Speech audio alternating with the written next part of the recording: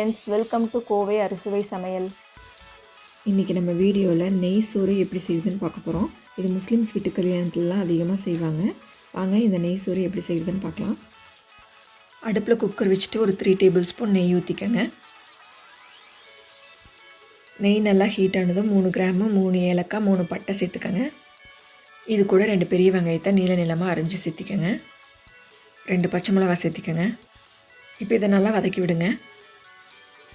வெங்காயம் வதங்கினது 1 table spoon இஞ்சி பூண்டு பேஸ்ட் ஆட் பண்ணிக்கோங்க.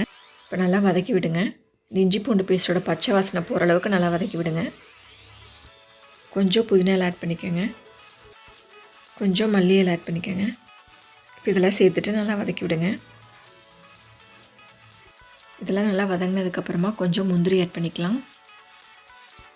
முந்திரி சேர்த்துட்டு வதக்கி விடுங்க.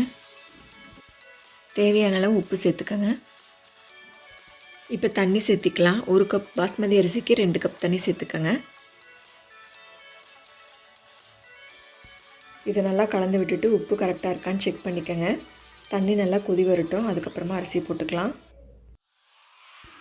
தண்ணி நல்லா கொதி வந்துருச்சு. இப்போ பாஸ்மதி அரிசியை நான் 1/2 hour ஊற வச்சு தண்ணியை வடித்து எடுத்து வச்சுருக்கேங்க. அதை ஆட் பண்ணிக்கலாம். தண்ணி ஓரளவுக்கு சுண்டினதுக்கப்புறமா குக்கரை மூடி விசில் போட்டுருங்க. 10 minutes கழித்து விசில் வந்தாலும் வரலைனாலும் எடுத்துடலாம். பாருங்கள், இப்போ 10 minutes ஆச்சு. விசில் எடுத்துகிட்டு இப்போ குக்கர் ஓப்பன் பண்ணி பார்க்கலாம். அரிசி சூப்பராக வெந்திருக்குங்க. பாருங்கள், அரிசி ஒன்றுக்கு ஒன்று ஒட்டவே இல்லை. நல்லா அரிசி போல போலன்ட்டு சூப்பராக வந்திருக்கு. நெய் மணம் நல்லா கமகமன்னு சூப்பராக வருதுங்க. இந்த மாதிரி நீங்களும் வீட்டில் நெய் சோறு ட்ரை பண்ணி பாருங்கள். ரொம்ப அருமையாக இருக்கும். குழந்தைங்க சாப்பிட்றதுக்கு காரமே இல்லாமல் ரொம்ப நல்லாயிருக்குங்க. இந்த நெய் சோறுக்கு சைடிஷ் பார்த்திங்கன்னா வெஜிடபிள் தால்ச்சா, மட்டன் தால்ச்சா, புதினா சட்னிலாம் பார்த்திங்கன்னா செம்ம காம்பினேஷனாக இருக்குங்க.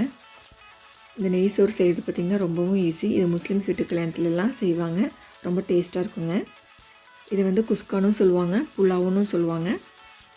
இந்த வெஜ் தால்ச்சா எப்படி செய்யுதுன்னு ஆல்ரெடி வீடியோவில் சொல்லியிருக்கேங்க. இந்த வீடியோ பார்க்காதவங்க டிஸ்கிரிப்ஷன் பாக்ஸில் இதுக்கான லிங்க்கை கொடுத்துருக்கேன், செக் பண்ணிக்கோங்க. இந்த நெய் சோறை நீங்களும் வீட்டில் கண்டிப்பாக ட்ரை பண்ணி பார்த்துட்டு உங்களோட ஃபீட்பேக்ஸை கமெண்ட் செக்ஷனில் என் கூட ஷேர் பண்ணிக்கோங்க.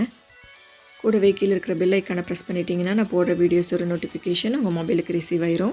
சமைப்போம், சுவைப்போம், உணவையே மருந்தாக்கி ஆரோக்கியத்துடன் வாழ முயற்சிப்போம். தேங்க்ஸ் ஃபார் வாட்சிங் திஸ் வீடியோ. Thank you friends.